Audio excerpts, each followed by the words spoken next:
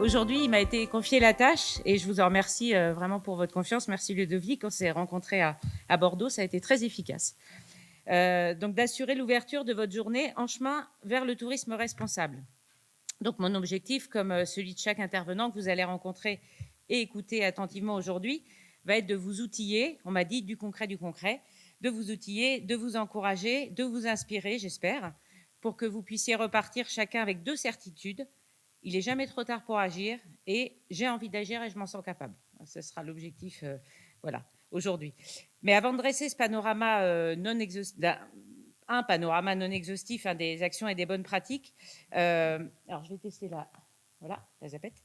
On va d'abord procéder à une rapide mise à jour des enjeux du tourisme durable pour ensuite aborder la question du rôle des professionnels du tourisme dans leur prise en compte. Pour terminer, par quelques outils et bonnes pratiques. Alors voilà, j'en ai pêché un petit peu partout en France, dans lesquels vous pourrez peut-être piocher une fois de retour dans vos établissements. Donc moi, je suis Caroline Mignon, je suis présidente d'Acteurs du tourisme durable et je suis par ailleurs professionnelle du tourisme depuis 30 ans déjà, et des questions de durabilité depuis 15-20 ans à peu près. 20 ans à une époque où ce sujet n'existait pas, ou peu, enfin existait mais on n'en parlait pas. Aujourd'hui, j'accompagne des professionnels et des territoires dans leur stratégie de tourisme durable et de RSE. J'enseigne ces sujets auprès de nos futurs professionnels à l'Estua à Angers, une grosse formation en tourisme et hospitalité. Et je développe moi-même un projet de lieu écotouristique dans la région angevine. Donc je suis comme vous aussi une professionnelle de terrain. Je ne suis pas que dans les hautes sphères et dans les arcanes voilà, du tourisme durable, dans les grands discours. Je suis aussi confrontée aux questions du quotidien qu'on se pose tous quand on est sur le terrain. Voilà, et donc ce lieu-là, il devrait pouvoir ouvrir cette année. Donc les choses changent vite, très vite, mais aujourd'hui, je vais essayer de vous dresser, à partir de données connues et observées, un panorama le plus complet possible dans le but qu'il puisse éclairer les décisions qui émailleront vos plans d'action à venir et vos actions à venir. Donc on va d'abord commencer par revenir quelques années en arrière. Pour tout un tas de raisons, principalement économiques, mais aussi historiques et culturelles, et surtout grâce à de formidables et fulgurantes innovations technologiques, le tourisme est passé d'une activité d'exception réservée à une élite jusque dans les années 60 à un bien de consommation courante aujourd'hui. Donc aujourd'hui, à l'heure des réseaux sociaux, des low cost, il faut avoir fait telle ou telle destination, comme on cocherait des cases dans une to-do list. On est influencé par les médias et les influenceurs. Sachez qu'il y a un touriste sur 3 qui choisit ses vacances sur Instagram aujourd'hui. Les influenceurs nous influencent, évidemment, mais aussi on est influencé par la société, notre entourage, etc. Il y a une forme de pression qui est mise sur ces vacances et ce tourisme. Donc le voyage, il est devenu une forme de marqueur social, presque plus qu'une activité de passionnés à la recherche de dépaysement et de ressourcement et de rencontres. On part un peu en voyage comme on achèterait des vêtements. Toujours plus, pour pas cher, en se souciant davantage de l'image qu'on va renvoyer que des bienfaits qu'il nous apportera. Et encore moins des bienfaits qu'il apportera aux gens et aux territoires qui nous accueillent. Donc peu importe, me direz-vous, ça fait des emplois, c'est souvent ce qu'on me dit, ça fait fonctionner l'économie. C'est vrai. Sauf qu'aujourd'hui, on ne peut pas ignorer les dérives qui sont liées à cette évolution fulgurante. Parce que je rappelle qu'on parle d'une évolution qui se situe sur 60-70 ans, donc il y a une virgule dans l'histoire de l'humanité. Et une évolution qui fait que suivre toutes les autres. Croissance du PIB, de la population mondiale, de la consommation d'engrais, d'énergie, d'eau, la production de papier, etc. Donc le tourisme, qui est en jaune là, suit les mêmes courbes que toutes les autres courbes socio-économiques.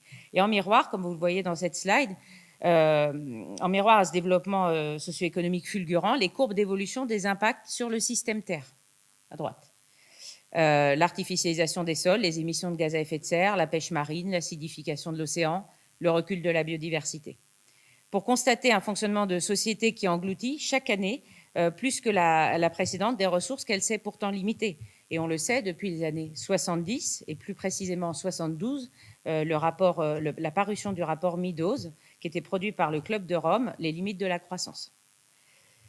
La première de ces dérives, c'est les émissions de CO2 en constante augmentation qui sont liées aux quantités d'énergie fossile qu'on extrait puis qu'on brûle pour se loger, produire, se nourrir, communiquer, se déplacer, s'équiper, etc., etc.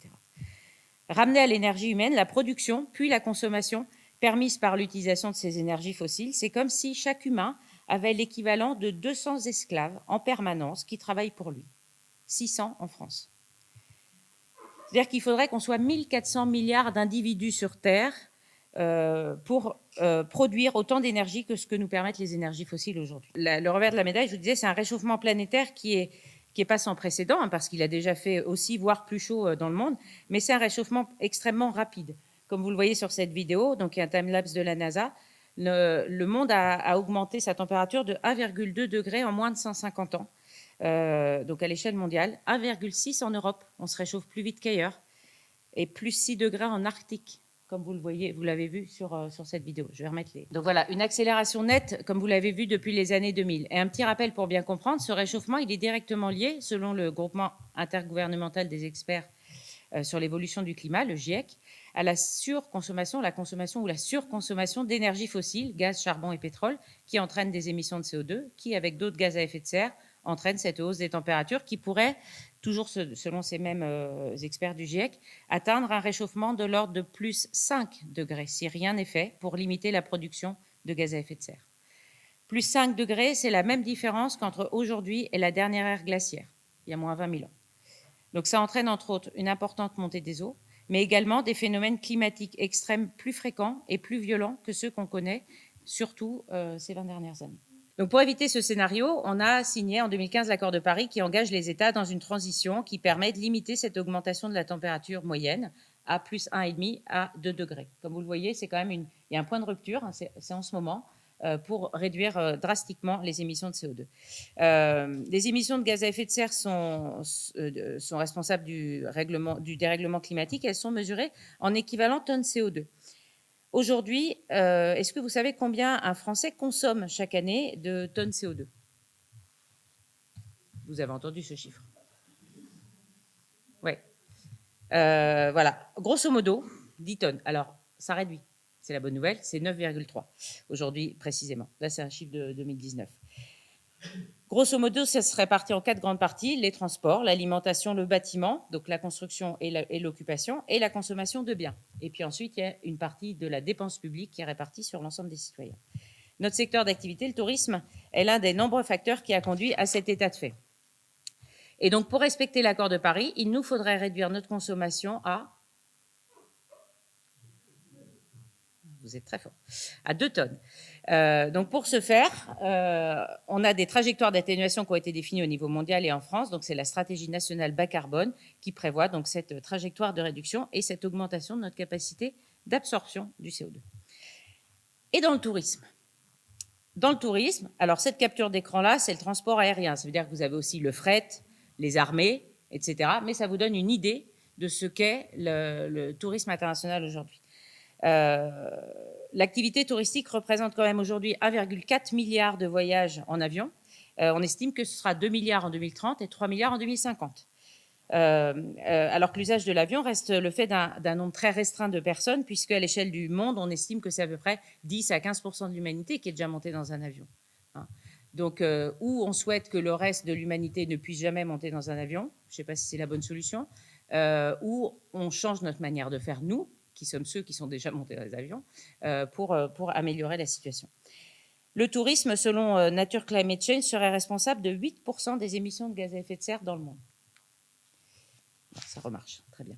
Donc 8%, c'est à peu près l'équivalent des émissions de toutes les voitures qui roulent dans le monde, pour vous donner un ordre d'idée.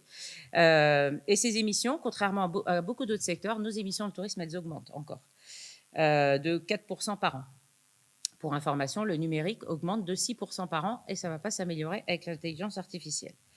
Donc 8% des émissions de gaz à effet de serre dans le monde, 11% en France, selon l'ADEME, qui a refait le bilan des émissions de gaz à effet de serre du tourisme en France en 2024. Les transports qui dépendent à 85% des énergies fossiles représentent 70% à peu près de ces émissions. Et du fait de son statut de secteur économique majeur en France et dans le monde, le tourisme doit faire sa transition pour respecter les accords de Paris. C'est d'ailleurs le souhait qu'a émis le gouvernement, devenir la première destination de tourisme durable du monde. Pour autant, aujourd'hui, on se gargarise plus des 100 millions de touristes internationaux qu'on a accueillis en 2024 que de ce qu'on a fait en matière de tourisme durable. Parce que le marketing touristique aujourd'hui, et ça vous y êtes confrontés chaque jour, le marketing touristique, il nous fait encore croire que plus on part loin, plus grand sera le dépaysement. Les low cost nous offrent encore de pouvoir partir en week-end à Séville, par exemple, pour quelques euros et pour une dépense carbone qui est autour de 550 kg CO2, soit à peu près 124 allers-retours Paris-Marseille. En TGV, j'entends. Et les objectifs de performance touristique, elles s'attachent encore trop, comme je viens de vous le dire, à des considérations purement quantitatives et économiques, le nombre de touristes accueillis, la dépense journalière, le poids du tourisme dans le PIB, etc. Donc, je vais terminer ce tour d'horizon des impacts du tourisme, car notre secteur d'activité, il n'impacte pas que le climat. Le tourisme n'est pas seulement un secteur économique, il est aussi un levier et une composante de l'aménagement des territoires et des paysages. Et il y a un défi qu'on doit relever au quotidien et que vous, en tant que professionnel, vous devez relever au quotidien, c'est d'intégrer le tourisme dans les réflexions sur la préservation de la nature, des terroirs et de la biodiversité. Car la biodiversité, ou plus précisément son érosion, elle fait partie des 9 limites planétaires qui, quand elles fonctionnent ensemble, permettent l'habitabilité optimale de notre planète. Et la biodiversité, elle compte aussi parmi l'une des 6 limites planétaires qu'on a déjà dépassées, comme l'eau ou l'artificialisation des sols. Pourtant, cette même biodiversité, elle est à la base de toutes les activités humaines.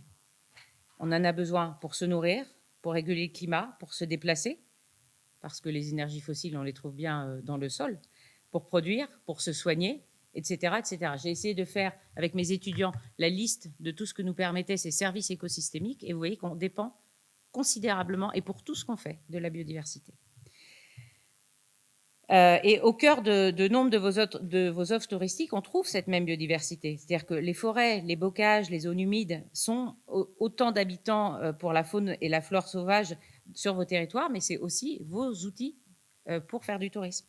En 50 ans, on a vu disparaître 75% de la faune sauvage parce qu'on a détruit les habitats, on l'a surexploité, le climat s'est réchauffé et on l'a pollué.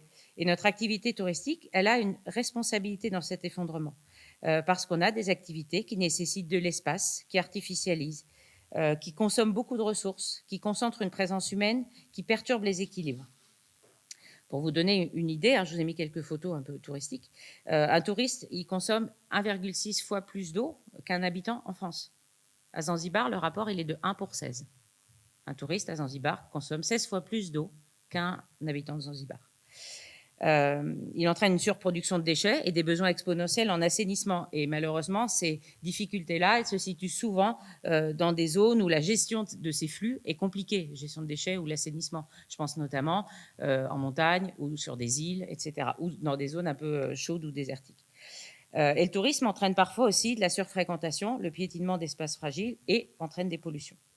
Et je ne voudrais pas terminer cette partie sur les constats sans mentionner également les inégalités et les déséquilibres sociaux qui peuvent être les conséquences d'un tourisme un peu trop prédateur qui serait conçu comme une simple activité économique.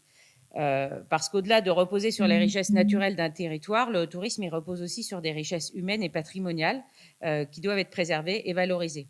Les habitants, c'est d'abord ça, ces richesses-là. Les habitants, le patrimoine culturel, matériel et immatériel, les personnes qui travaillent à l'accueil des visiteurs, etc., etc. Or, sur ce point aussi, l'accroissement du tourisme a entraîné les dérives qu'on connaît aujourd'hui. Tourismophobie, alors je ne sais pas si vous en souffrez trop ici, gentrification dans certaines villes, augmentation des prix, précarité des emplois, folklorisation. Dans certains pays, on va jusqu'à entraîner de la mendicité, des incivilités, parfois du vandalisme, etc., etc. Et tout ça ensemble, ça entraîne aujourd'hui une crise des vocations pour nos métiers.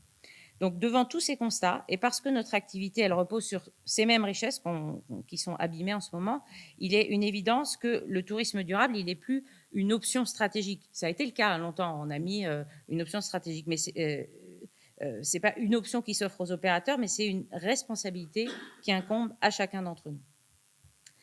Parce qu'au-delà de ceux qui s'y attellent déjà par conviction écologique, les attentes des voyageurs en matière de responsabilité, elles sont croissantes. Étude après étude, ils sont toujours plus nombreux à déclarer préférer une offre engagée, même si l'achat ne suit encore pas systématiquement pour des questions de prix souvent, et aussi pour des questions de visibilité des offres. Souvent, les visiteurs nous disent on a du mal à trouver les offres qui sont vraiment engagées. L'autre raison, c'est les contraintes économiques. La hausse du prix des carburants, de l'énergie se multiplie. Donc ça va amener aussi une modification du tourisme. Et puis, les contraintes réglementaires, elles s'amplifient pour tendre vers le respect de l'accord de Paris dont on a parlé. Et elle impose des règles qui vont être essentielles pour chacun d'entre nous, et vous le savez déjà pour certains, de respecter. Et ça va, et voire même d'anticiper, parce qu'il en va de la pérennisation aussi de nos emplois.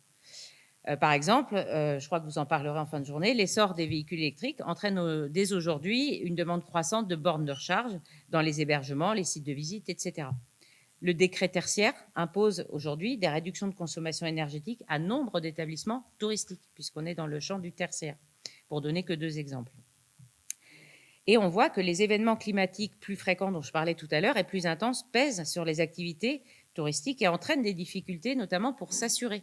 On voit qu'il y a de plus en plus de territoires qui ont du mal à assurer leur territoire et à assurer leurs activités. Donc cela nous contraint à faire collectivement preuve de responsabilité dans nos métiers.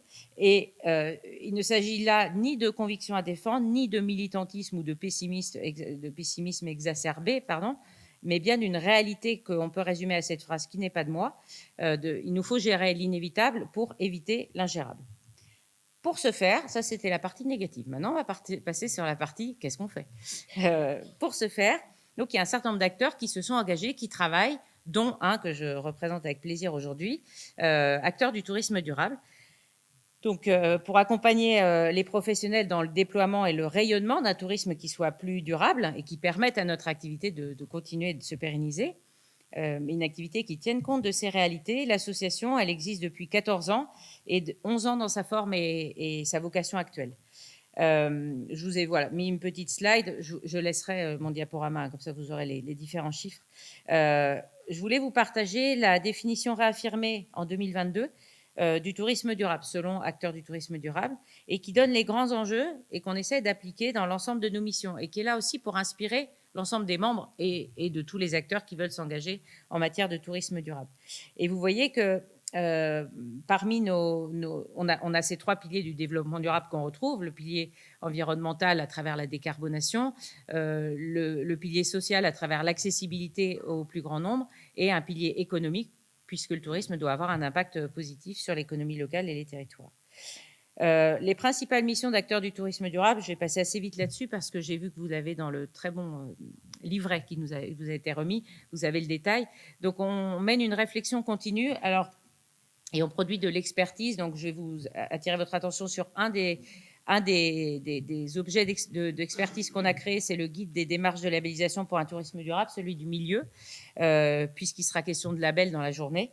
Donc, vous pourrez voir dans ce guide, dont la dernière version n'est pas celle-là, puisqu'elle a été diffusée avant-hier. Donc, on a une version mise à jour qui a été diffusée sur les réseaux avant-hier et qui fait état de 50 démarches et labels dans le tourisme. Donc, vous pouvez, vous, en tant que professionnel, aller la télécharger, aller la consulter pour choisir la démarche qui vous semblerait la plus adaptée à la fois à votre métier et aussi à votre niveau d'avancement dans ces démarches-là. Et il y a plein d'autres éléments d'expertise qu'on a créés qui valent le coup aussi. Je vous ai mis l'adresse du site. Deuxième mission, sensibiliser et informer les professionnels. On est une association exclusivement B2B. C'est que des professionnels qui travaillent dedans. Donc, on organise un certain nombre de rencontres, dont celle où j'ai rencontré Ludovic, les universités du tourisme durable, dont la prochaine édition aura lieu les 9 et 10 octobre chez moi, à Angers, et l'année prochaine à Aix-en-Provence. Donc, on organise ces universités qui réunissent à peu près 500 personnes chaque année. Et puis, de plus en plus, en région, on a des rencontres régionales pour que les acteurs dans un territoire puissent se rencontrer, échanger, créer des partenariats, etc. On appelle ça des meet-up en bon français, des meet-up en région. Donc, il y en a eu plusieurs là, en cette fin d'année. Et ça, c'est à l'initiative des membres d'acteurs du tourisme durable. On a aussi une mission de partage de bonnes pratiques, notamment les trophées Horizon. Donc, je vous parle des trophées Horizon parce qu'en fait, c'est des trophées qui ont pour vocation de mettre en lumière des bonnes pratiques. Donc, ce que vous venez chercher aujourd'hui.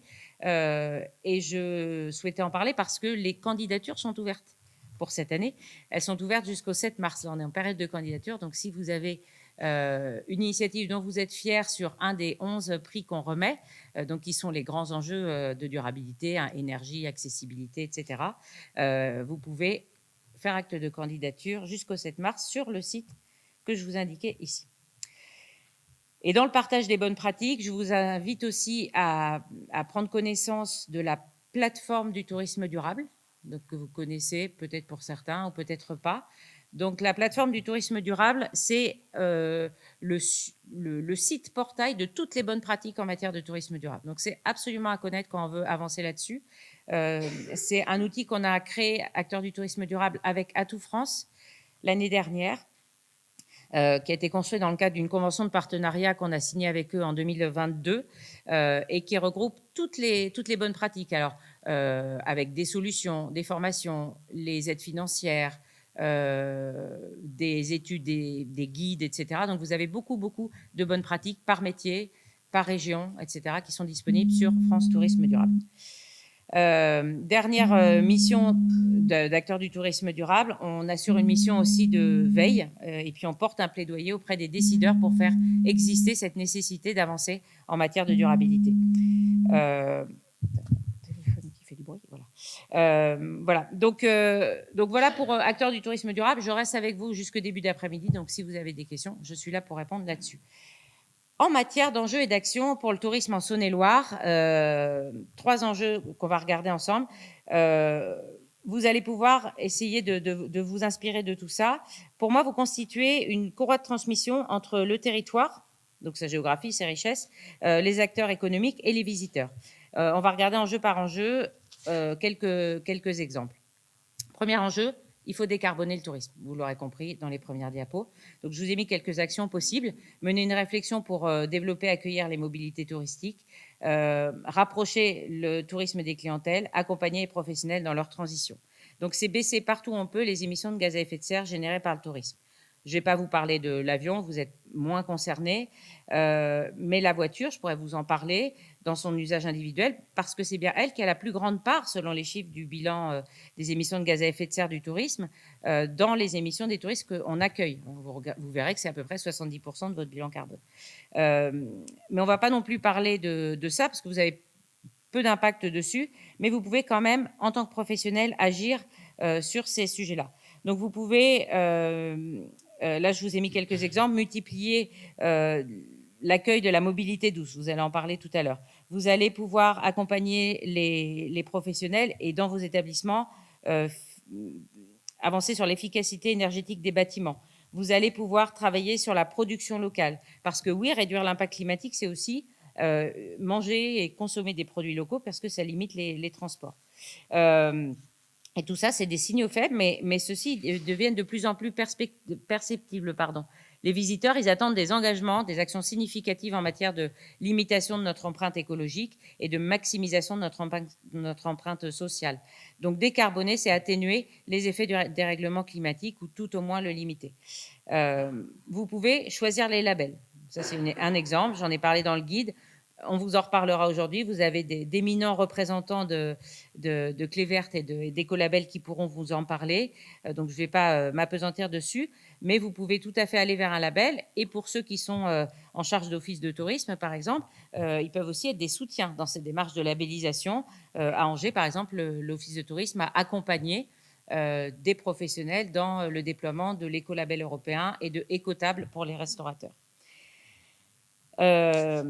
Vous pouvez travailler, ça je vous invite à regarder cet outil-là, faire un diagnostic ville écomobile sur votre commune. Ça c'est intéressant de voir comment votre commune elle est outillée pour accueillir la mobilité douce.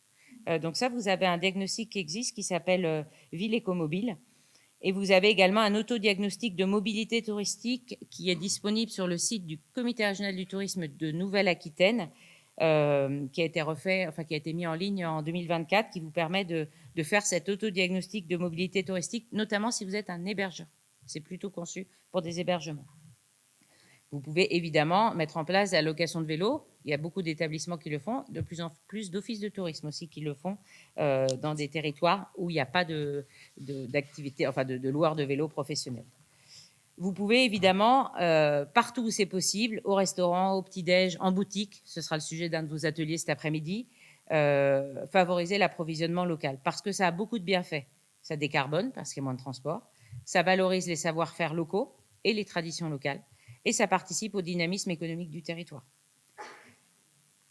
Autre exemple de ce que vous pouvez faire pour aider les gens à choisir plutôt le train plutôt que la voiture, une mini-ressourcerie. Là, c'est à l'Office de tourisme de Valmeinier, en montagne. Ils ont créé une mini-ressourcerie qui permet aux gens de venir un peu allégés, donc de pouvoir venir en train et d'emprunter les choses sur place. Si vous êtes un établissement d'hébergement, vous pouvez aussi envisager ça. Ça, c'est le premier enjeu pour décarboner. Quelques exemples, hein, mais vous en aurez d'autres dans la journée. Deuxième enjeu, c'est limiter l'empreinte environnementale du tourisme, parce que c'est bien de la matière première de notre activité dont il s'agit, c'est patrimoine naturel, culturel et humain. Et il repose sur un équilibre fragile de trois éléments, les éléments naturels endémiques, donc tout ce qui est végétal, animal et minéral, le climat qui a permis le développement de ces activités, et l'activité humaine qui a façonné les paysages au fil des siècles. Donc vos paysages, etc., ce sont les matières premières de votre activité touristique. Ne pas agir pour diminuer l'empreinte environnementale, pour atténuer les effets du dérèglement climatique, c'est aussi regarder disparaître la richesse du territoire, et c'est celle-là même qui attire les visiteurs dans votre territoire. Donc en matière d'empreinte environnementale, là aussi, je vous ai mis quelques idées sur lesquelles vous pouvez agir, et je vais aller directement sur les exemples que je vous ai sélectionnés. Dans l'Orne, à Granville, je ne sais pas si vous avez été informé de cette action, il y a eu une action qui est assez intéressante sous forme d'un mécénat de compétences. Et c'est ça qui fait l'originalité de cette action.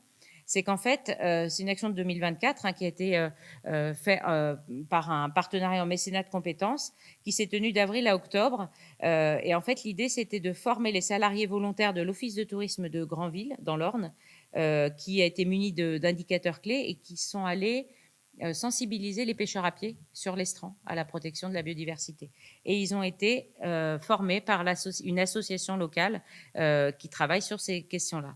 Donc, ils ont eu des cours théoriques et des cas pratiques qui leur ont permis de se préparer aux questions des visiteurs. Donc, voilà, on peut former aussi et aller sur le terrain pour aller sensibiliser les voyageurs. Dans la Sarthe, un autre exemple intéressant, la citadelle des Anges. Donc ça, c'est un lieu, c'est une activité privée. Ça a été un lieu d'animation qui a été créé sur une ancienne friche industrielle qui était presque une verrue en fait industrielle dans le paysage. Et ces deux personnes, donc un couple qui a créé ce lieu-là, lieu d'accueil touristique, donc il y a de l'hébergement insolite, hein, comme vous le voyez, un restaurant, un lieu culturel, une grande salle de réunion. Et donc, du coup, de cette friche industrielle dont on ne savait que faire, eh ben, on a fait un lieu qui était aussi, qui est un lieu maintenant surtout fréquenté par les habitants. Parce que ça, c'est un point qui est important et on va beaucoup parler d'hybridation des lieux. En fait, là, je vous ai mis d'autres exemples d'hybridation des lieux. L'Office de tourisme dans le 59, donc dans le nord, et puis un hôtel à Nantes, en Loire-Atlantique. L'hybridation des lieux, ça apparaît comme une solution hyper intéressante pour développer plus durablement nos territoires. Et on peut très bien imaginer des offices de tourisme ou des hôtels hybrides, comme je vous l'ai mis sur cette diapo. Par exemple, le lieu dit à Nantes, donc il y a un hôtel, en fait, ils ont souhaité faire de l'hôtel un commerce de proximité. Donc en fait, cet hôtel, donc il y a des chambres pour les touristes, mais il y a aussi une épicerie, un bar, ils accueillent des événements locaux, c'est dans un quartier populaire de Nantes. Donc c'est d'abord un lieu qui est fréquenté par les habitants. Et donc cette hybridation des lieux, elle permet aussi de réduire l'empreinte de nos activités et d'avoir des activités plus longues sur la saison. Donc moins de saisonnalité puisqu'on s'adresse aussi aux habitants.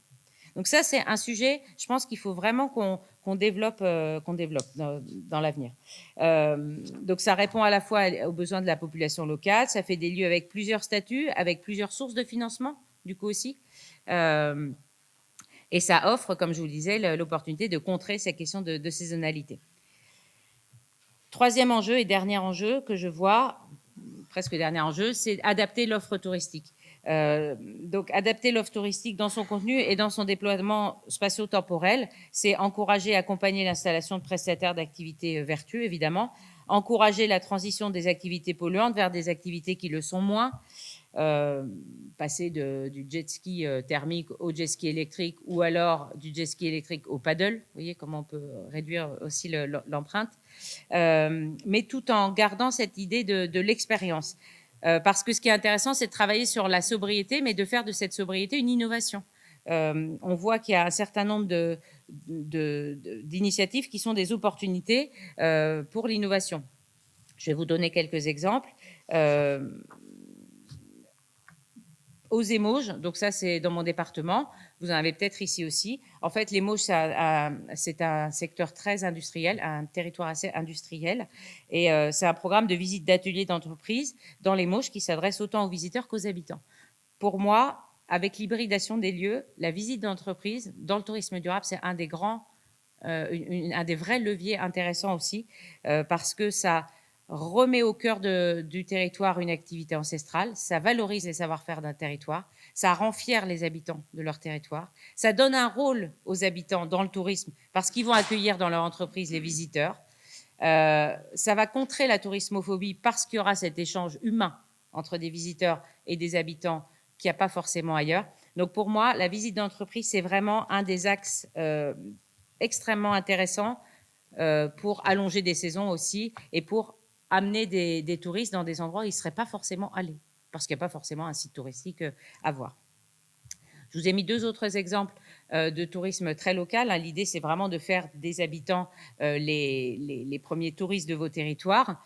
Partir ici, c'est en Rhône-Alpes, c'est pas très loin d'ici, Auvergne-Rhône-Alpes. Donc, il y a une application qui a mis en valeur toutes les expériences qui pouvaient être faites à moins de 2 heures de chez soi et qui sont testées par des explorateurs locaux qui sont issus de la région. Et je vous ai indiqué également le guide d'adaptation des territoires et des opérateurs touristiques face aux risques climatiques.